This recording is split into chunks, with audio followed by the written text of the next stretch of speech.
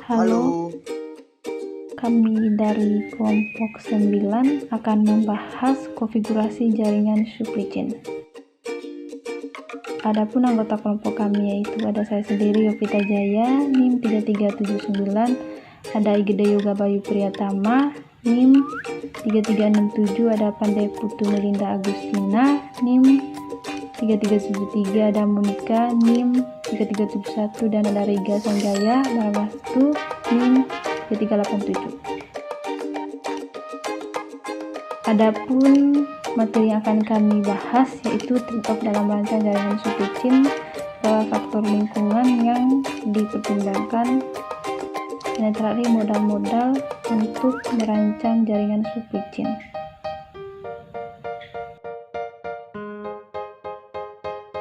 Konfigurasi jaringan supply chain merupakan satu kegiatan strategis yang harus dilakukan pada supply chain manajemen dan mencakup keputusan tentang lokasi, jumlah, serta kapasitas, fasilitas produksi, dan distribusi dalam suatu supply chain.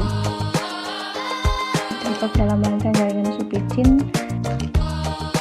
dari sisi strategi supply chain, keputusan tentang konfigurasi sangat menentukan efektif tidaknya strategi yang ditetapkan. Sebagai contoh, perusahaan yang ingin responsif terhadap pasar cenderung memiliki fasilitas yang lebih banyak dan biasanya menetapkan fasilitas produk atau gudang dekat dengan pasar. Namun, keputusan untuk menempatkan fasilitas produksi atau gudang dekat pasar seringkali berimplikasi pada ongkos-ongkos supply chain yang lebih tinggi. Berikut gambar dari trade-off dalam merancang jaringan supply chain. Bisa dilihat pada layar.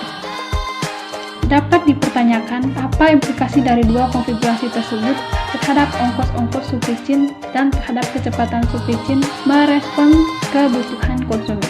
Ada beberapa hal yang bisa dianalisis di sini. Yang pertama, pada konfigurasi pertama, ongkos transportasi dari pabrik ke gudang akan lebih besar, mencapai skala ekonomi pengiriman lebih sulit pada konfigurasi pertama. Walaupun volume produk yang didistribusikan sama, kebutuhan sumber daya pengirim dari pabrik ke gudang akan lebih banyak pada konfigurasi pertama. Yang kedua, biaya pengiriman dari gudang ke lokasi toko atau daerah pelanggan akan lebih besar pada konfigurasi yang kedua. Dengan hanya ada dua gudang, rata-rata jarak kirim dari gudang ke toko atau pusat pelanggan akan lebih jauh. Yang ketiga, biaya-biaya tetap yang berkaitan dengan fasilitas, dalam hal ini gudang, akan lebih besar pada konfigurasi pertama. Tentu mudah dipahami bahwa dengan adanya 4 gudang, perusahaan harus membayar biaya tetap dan biaya operasional untuk 4 gudang. Mengurangi jumlah gudang menjadi 2 akan mengurangi biaya-biaya tersebut, walaupun tidak berarti berkurang menjadi setengahnya. Yang keempat, waktu respon akan lebih cepat pada konfigurasi pertama. Selama persediaan di gudang terkelola dengan baik, order dari tiap-tiap toko akan lebih cepat bisa dipenuhi karena lead time pengiriman dari gudang ke pelanggan lebih pendek. Dan yang terakhir yaitu yang kelima, biaya persediaan akan lebih tinggi pada konfigurasi pertama karena tiap-tiap gudang akan memiliki stok tersendiri, baik side of stock maupun safety stock. Semakin terpusat gudang-gudang penyimpanan suatu produk, semakin rendah fluktuasi permintaan agregat di gudang tersebut, sehingga safety stock bisa dikurangi. baik. Selanjutnya ada beberapa faktor lingkungan yang dipertimbangkan. Aspek lingkungan bisnis sangat penting dipertimbangkan dalam merancang konfigurasi supply chain.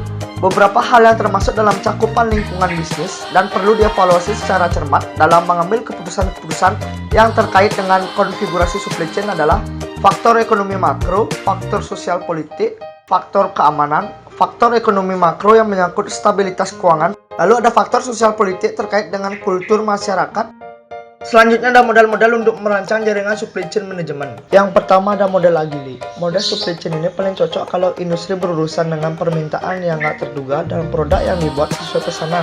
Model ini berfokus pada kemampuan supply chain untuk meningkatkan produksi pada saat itu juga, tapi bisa tetap statis ketika permintaan rendah. Yang kedua ada model fast chain. Model supply chain ini paling cocok kalau industri memproduksi produk yang trendy dan punya siklus hidup yang pendek, seperti barang-barang fashion misalnya. Selain itu, dengan menggunakan model supply chain ini, Anda juga perlu segera mengeluarkan produk Anda sebelum tren berakhir. Yang ketiga, model fleksibel. Model ini paling cocok kalau industri Anda tanpa permintaan yang tak terduga atau puncak permintaan yang relatif bisa diprediksi dan mengelola beban kerja rendah pada periode yang lama. Yang keempat, model yang dikonfigurasi khusus. Seperti namanya, fokus utama model ini adalah menyediakan konfigurasi khusus, terutama untuk proses perakitan dan produksi. Model ini adalah kombinasi dari model agile dan model continuous flow. Biasanya, proses yang melibatkan suprakitan yang rumit, seperti merakit roda gigi dalam kotak transmisi rumit, dan sangat memakan waktu karena interlinking yang rumit dari bagian-bagian kecil. Yang kelima, model efficient chain. Model ini paling cocok diterapkan kalau bisnis beroperasi di pasar yang sangat kompetitif, di mana penetapan harga memainkan peran besar dan bisnis berjuang memperebutkan kelompok customer yang sama. Pasar, di mana customer mungkin nggak merasakan perbedaan besar dalam proposal nilai dari berbagai pesaing, dan efisiensi end-to-end adalah tujuan utama di sini. Terima kasih.